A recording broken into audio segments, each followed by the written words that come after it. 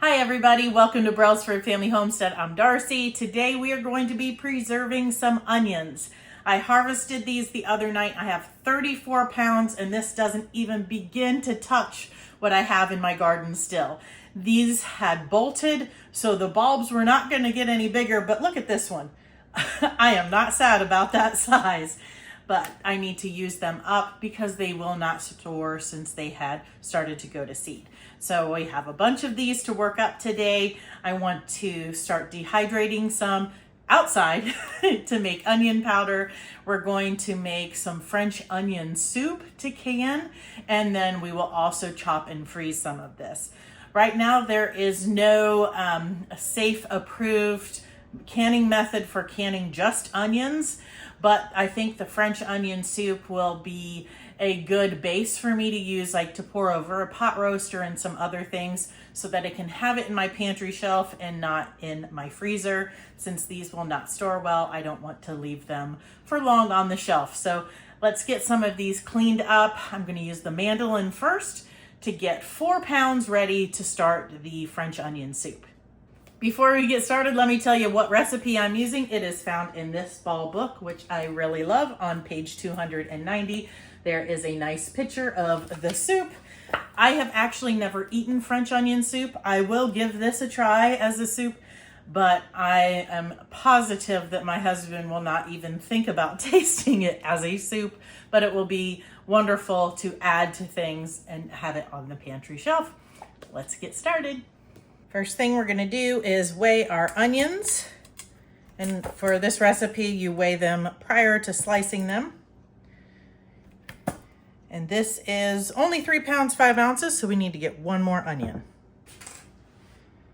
That took me a couple tries, but this one takes me to 4 pounds, 1 ounce, so we're going to go ahead and go with that.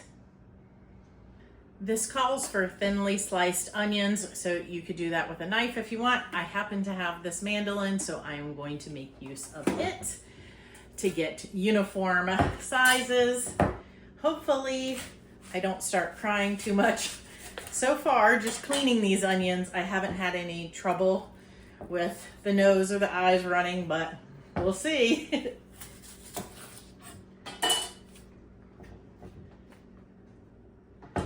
Get that stem off of there because that's no good.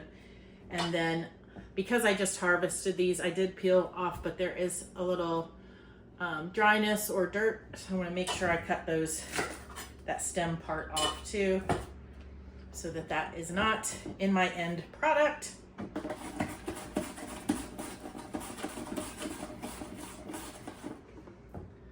That is going to give me some nice thin slices, and I will use the guard here in a second, so don't worry.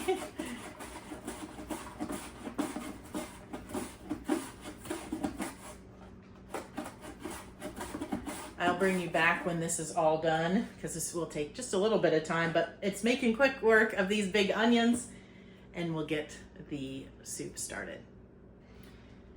If there's some pieces like this that are left, I will just take my knife at the end and cut those all really small, so I have the right amount of onions in my end product, but I don't cut my fingers. I wanted you to see how thinly that these are sliced. I'm really pleased with that. This recipe does not require it to be a certain thickness, so if you have a food processor with a slicer on it, you could certainly use that as well. So far, there is not waterworks on the face, but I did feel a little bit of tinge, so I moved over here to my oven. I have a vent that is in the top of the oven, so that's kind of taking everything down. So maybe that's a way you could do this too. So far, so good.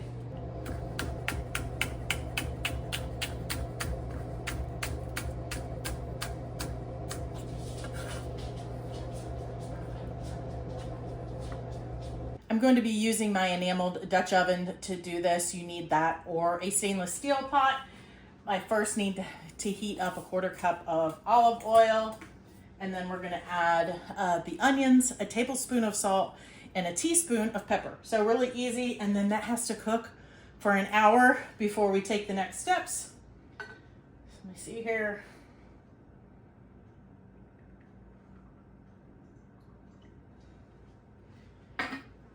While that is cooking, we will go ahead and use the chopper to chop up a whole bunch more onions so that I can freeze them and also dehydrate them. It's just the easiest way for me to do it fast and uniformly. So we'll get that going as soon as the oil is heated up and I can add the onions.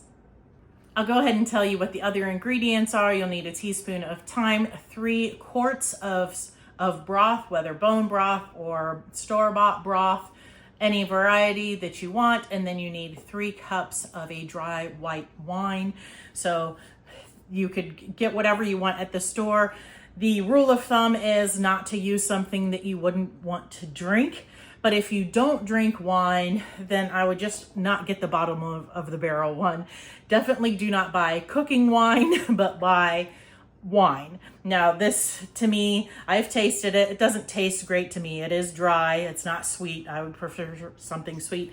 I went ahead and got this big bottle because I'm going to make another batch of this for sure. So this was $11 and something at my local Kroger. So this is what I got. And funny story about this, I was grocery shopping for some other things with my daughter when I bought this for this recipe, and I got carded. So that's been a long time. I don't know if they have started to do it every time now, but I bought vodka and rum some months ago to make vanilla extract and didn't get carded. So I just had to giggle because it was just my birthday and I have now been old enough to buy this for 30 years.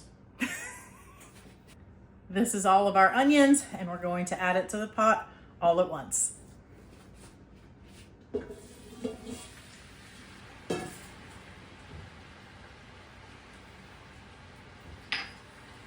Now let me double check. Is that covered or uncovered for an hour? It's covered, so I will stir that in, cover it, and cook for 1 hour.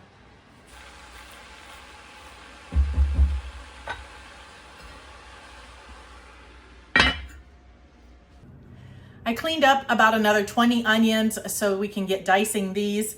I have a lot more than that to use, but I don't want to run out of time before I need to turn my attention back to that soup.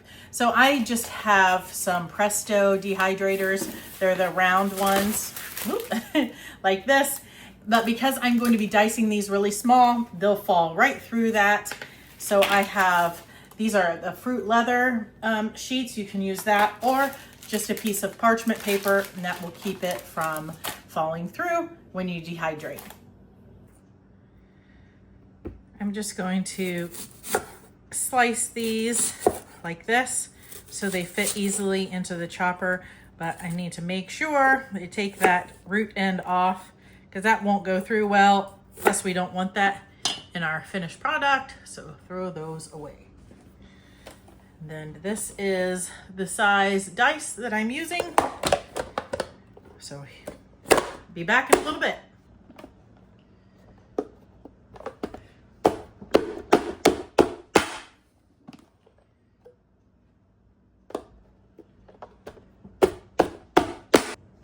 I've got one big mixing bowl full of those diced onions.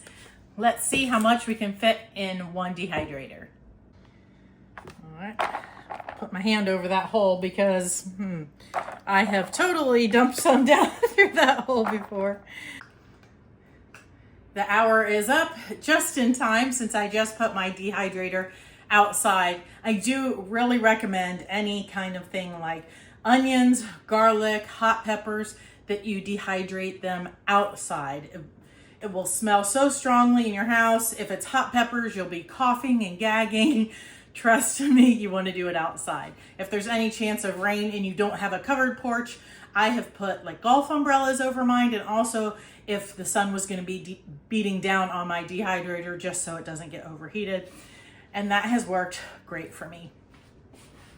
So now the next part is, I will bring it down and show you what it looks like, but we have to continue cooking this uncovered, stirring it until the onions become a caramel color. They are still very white, so I'm assuming this is going to take a good bit of time.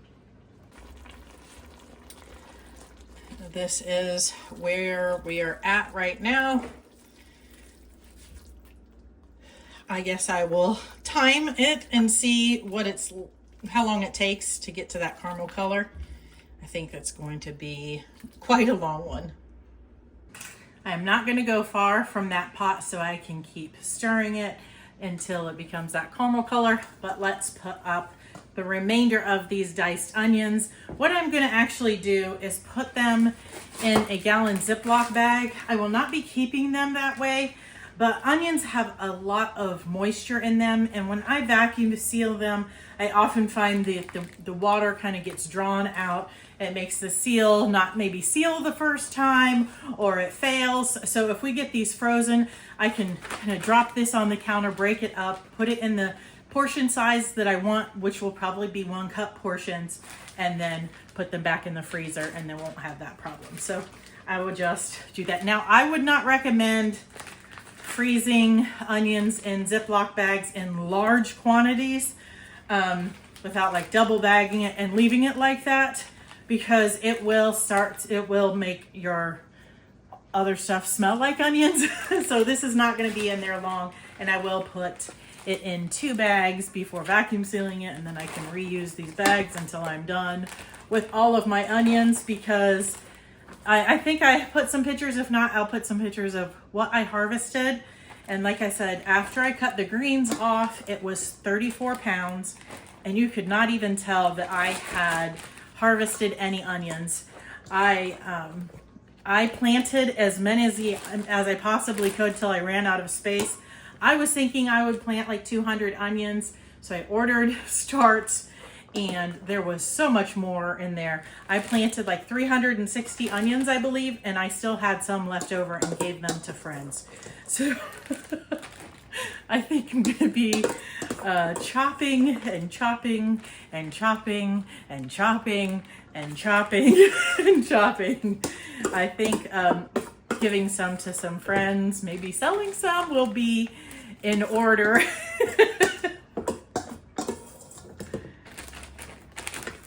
So this is a gallon size bag. It's probably about half full. I will lay it flat, flatten it out so that it's not quite so thick, so it'll freeze faster too. Now I'm going to keep an eye on that soup. We're at the 45-minute mark, and it's not going to be done anytime soon. It's barely changing colors. I will show you in a minute. So this is definitely a long process. I wish the recipe would have kind of given a timeline for how long to cook it again until caramel, but that's okay. When I have this process completely done until I'm ready to stick it in the jars, if it's too late, I may put it in the fridge and then bring it right back up to boiling tomorrow when I'm ready to can it. I'm giving myself that option because I do have other things. But look, 2 more bags to put in the freezer. I still have about 25 onions on my shelf. I do have a friend that I think is going to take a few, and I will do another batch of dehydrated onions for onion powder once that one is finished. Plus, I would like to do another batch of this soup as well. So those will all get used quickly. Now, you do not need to do this if your onions will have a longer storage life. I'm doing this all right now just because most of those onions had bolted, meaning they had sent up a flower shoot, so their shelf life would be extremely limited. So instead of messing with possibly losing some, I'm going ahead and got it started on some preserving. I love to have frozen diced onions on hand for those times where I need some, and it just saves me a little bit of time of doing it. I just grab it out of the freezer. They work great to just throw in your pot, your pan, whatever. Plus onion powder, homemade, will be so much better. And also, I know it's only July, so don't shoot the messenger, but onion powder could make a good stocking stuffer or a gift for a friend with some other things. So I probably should do that with all the onions I have. I'll show you what this looks like now, and I will keep checking, and I will show you when it has reached color. We are about 45 minutes or so in, so this is gonna take a while. 2.5 hours in, guys. We're not quite there. I think it actually looks a little darker on camera than it is in real life. We are at 2 hours and 50 minutes. Crazy. I cooked this at the temperature it said, but maybe I needed to have it higher. So now we're going to add our thyme and our 3 cups of wine. It says we're going to simmer this for 10 minutes, scraping up the brown bits on the bottom until the wine kind of dries up, and then we will add our broth.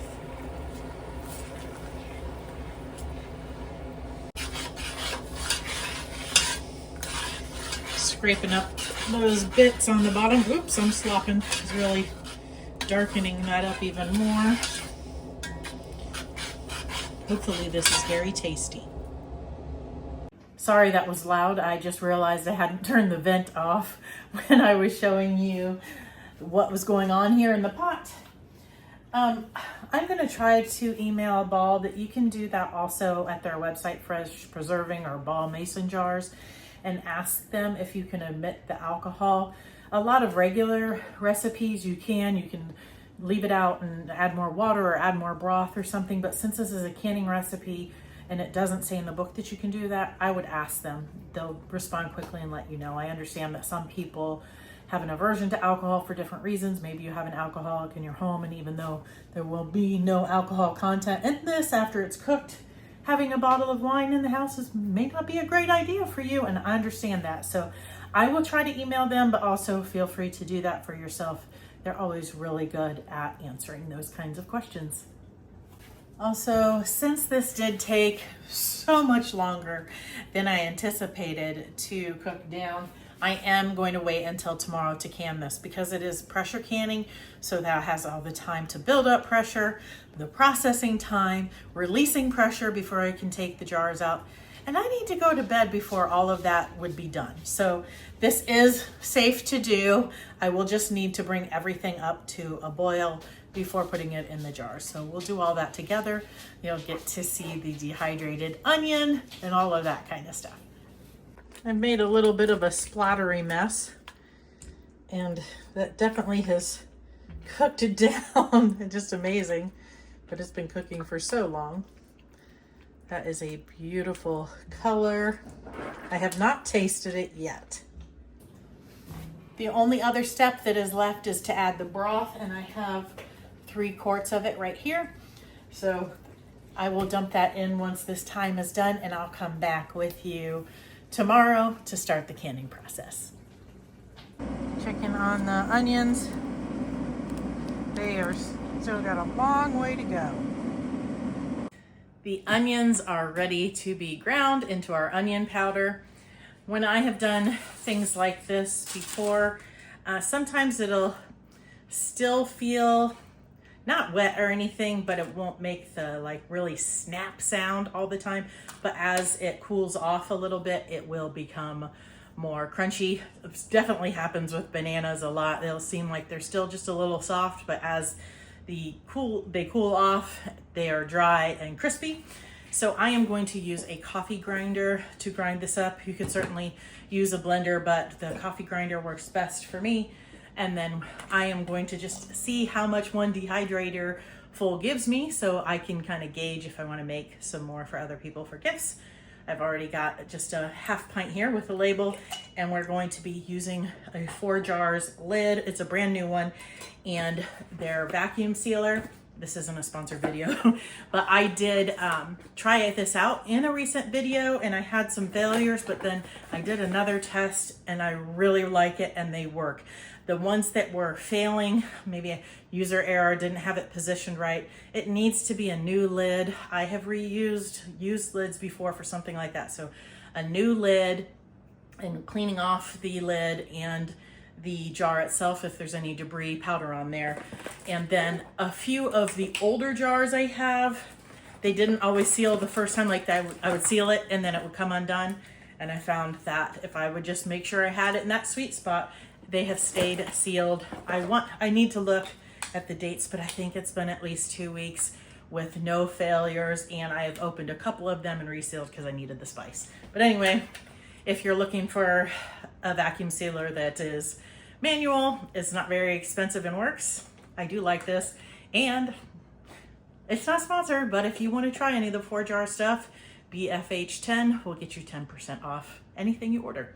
So anyway, this is what we're looking like now with the onions. I did do it outside and I left it overnight with an umbrella. I guess I should have taken a picture of that for you, but let's get this into the coffee grinder.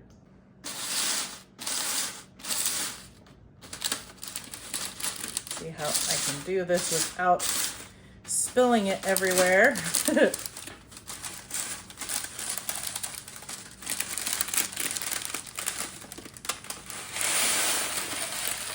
I lost some there, didn't I? That's all right, we'll still get it.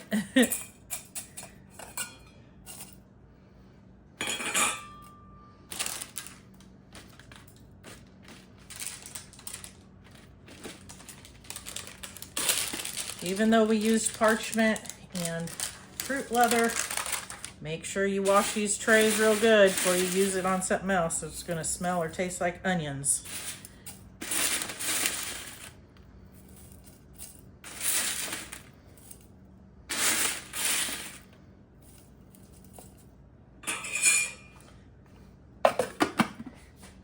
Gotta plug you in.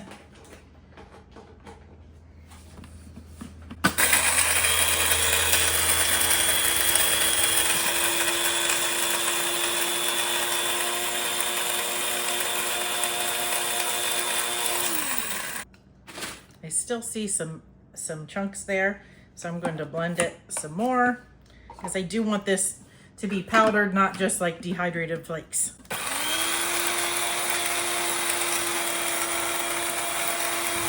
I'm going to let that settle for a minute so the powder doesn't go everywhere. Let's see if I can just pour this out on something to more easily contain it. All right, let's see what we got here. That looks much, much better. Hopefully you can see how powdery that is.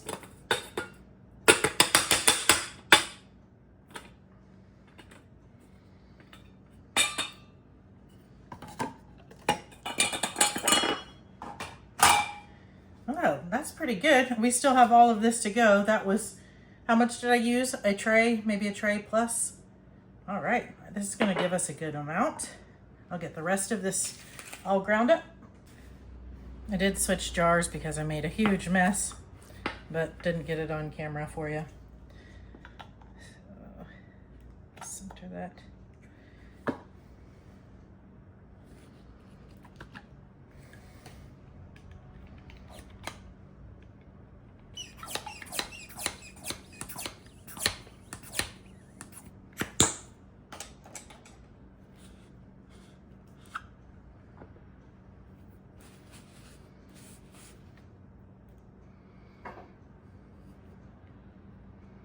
Okay, that's on there.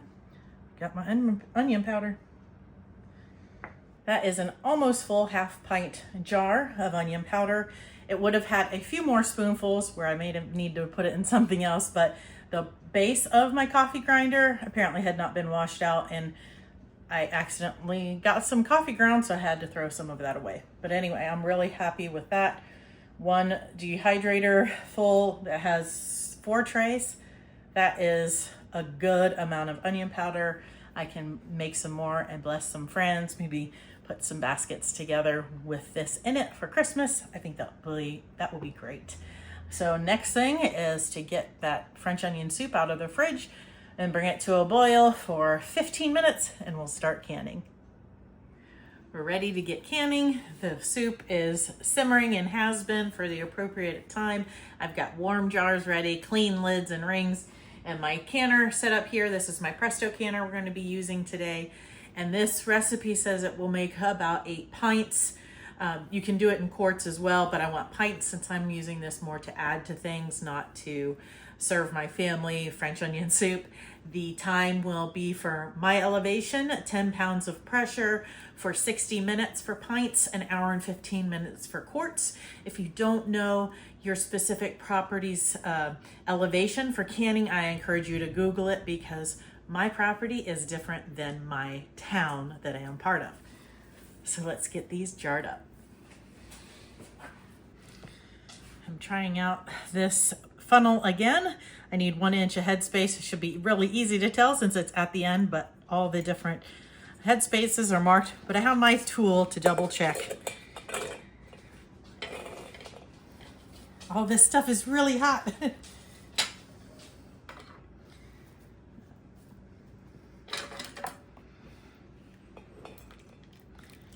Can you still see? I'm sure there'll be a little bit that we can taste test together. We'll let it cool a little bit. But I have actually never tasted French onion soup. If you like it, or if you've canned this before, or used French onion soup and anything else, please comment below and tell me what your favorite use is. All right, let's check it with the tool. Yeah, I would say that's good.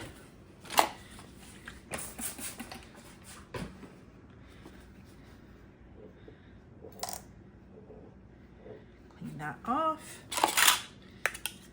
Using the 4 jars today.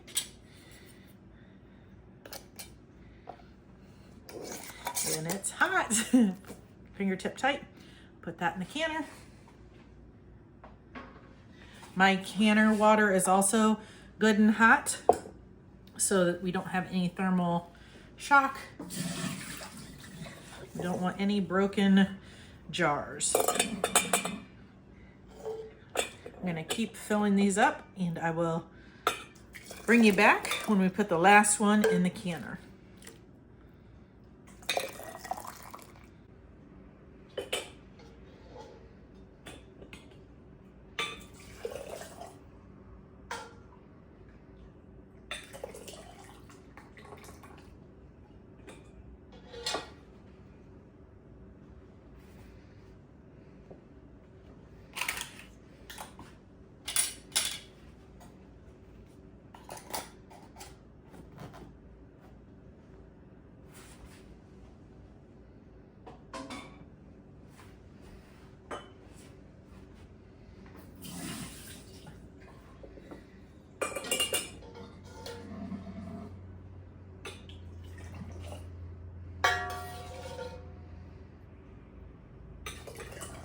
We ended up with 7 pints in the canner, plus this little bit. We'll taste test it. I'm gonna get the lid on here. I'm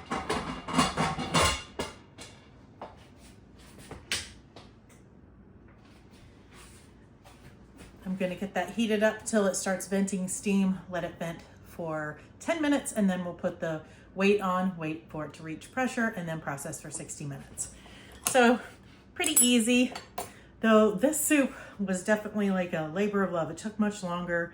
I have had some trouble with my stove, thinking that I had it higher than I do when I didn't. I don't know if I should have cooked at a higher level, but I did not expect almost 3 hours additional time of cooking that uncovered. So if I make this again, I think I will do 2 pots so that I can can a double batch, because in this canner, I can double stack pints, and this only has 7 in it right now. So if I could do 14 or 15, it would utilize my time and my electricity a little more.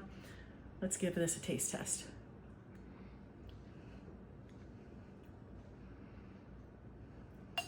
I'm not gonna stick that spoon back in there.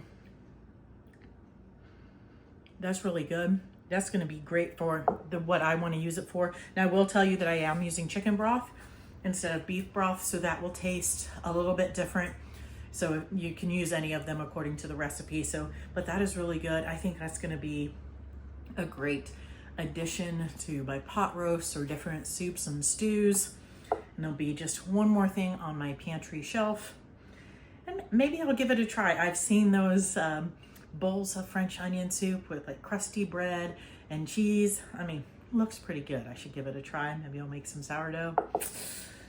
All right, I'll come back when these are ready to come out of the canner. Sorry if it's a bit noisy. My dishwasher's running and the canner, so if this is too much when I go to edit, maybe I'll just cut this part out and show you what I'm doing and do voiceover. I don't know. So I already vacuum sealed 1 of the gallon bags of the diced onions. So I'm gonna do the others, and I just thought I would show you what I'm doing. I have some pint size bags that I'm using, and I'm just doing 1 cup portions because that's usually what I need for what I would use the frozen onions in. If I need more, then I just open more than one. And I had a whole bunch of these pint ones anyway. So let's get them divided and vacuum sealed, and I'll show you a couple of my tricks. This is the gallon bags. I'll just kind of break them up a little bit.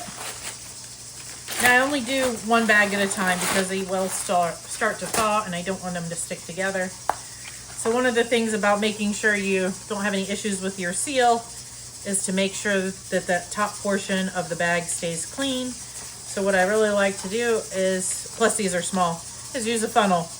If it's not something for a funnel, then I fold them down so I don't get a bunch of food right here. So anyway, that's one of my tricks. And with these pints on my vacuum sealer, I can actually fit 2 in at one time. So that's what I'm gonna do. I'm gonna fill them first. Whew, that onion is strong smelling. I'll fill them first and then go ahead and vacuum seal them. Because I'm filming, I'm having a little trouble here. There we go.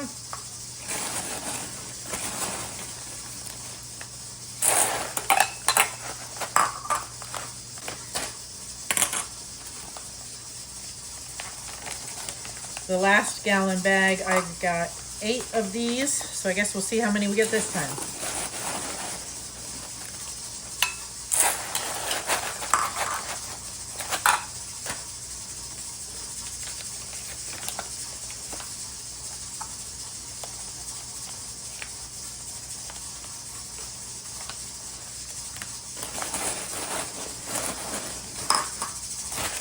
I'm going to toss this back in the freezer and mix it with the other bag once I'm ready, since that is not a whole cup.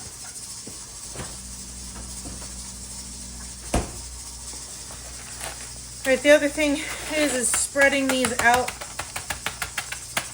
more flat. They will store better that way, and then also because, see, there's a big chunk, I'll go ahead and break that up. And I'll try and show you. I have some baskets in my one freezer that I can put these in easily for a little bit more organization.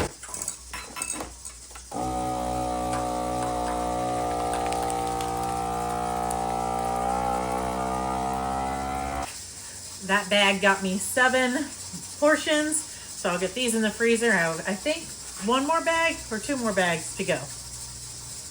I got 9 more bags for a total of 24, so I'm happy with that. This is a basket that I have that I keep some of my produce in the freezer. I got these at like a dollar store a number of years ago. Pull them in and out, and I can even stack them. So like these and some other bags I have, you can either lay them flat like this or even up. They just stick up a little bit more. But this helps me to find some of these things a little easier. I don't know about your freezer, but mine can get a little crazy. So I know this has all onions in it, not peppers, and then I'm down to the bottom and no onions. So anyway, this is what I use. The French onion soup has finished processing, and the pressure has totally released on the canner. So now it is time to open it up. But we're gonna do it slowly. I'm taking the weight off, and I'm going to just let this sit here for a few minutes, and then I will release the lock on the lid, let it sit for a few more minutes, kind of tilt the lid up a little bit for a few minutes, and then take it off all of the way, let it sit, and then remove the jars. And the reason for that is that it just helps the jars to start to cool down slowly and not to be a huge temperature difference, and it reduces the chances of siphoning and things like that. So that's what we're gonna do. I won't show you all of that, but when I am pulling them out of the canner, we will look at them together. It's time to take the jars out of the canner, but I wanted to show you something first I had here on my counter.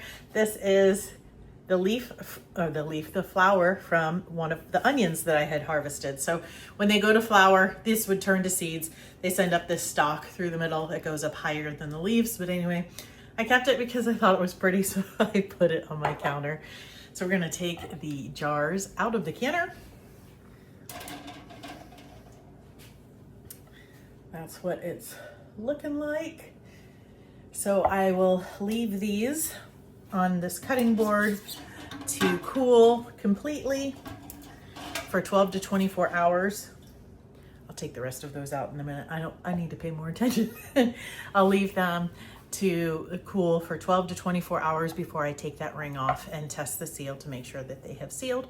I'll wash them off, and I already printed labels that I'll put on them and put them in the pantry. So that is all that I'm gonna do with these onions right now. I'm glad you guys came along, and I will tell you, I used the last bit of what was left over in my taco meat that's on the stove right now. We'll see if anybody notices. I appreciate you guys watching. Until next time, God bless.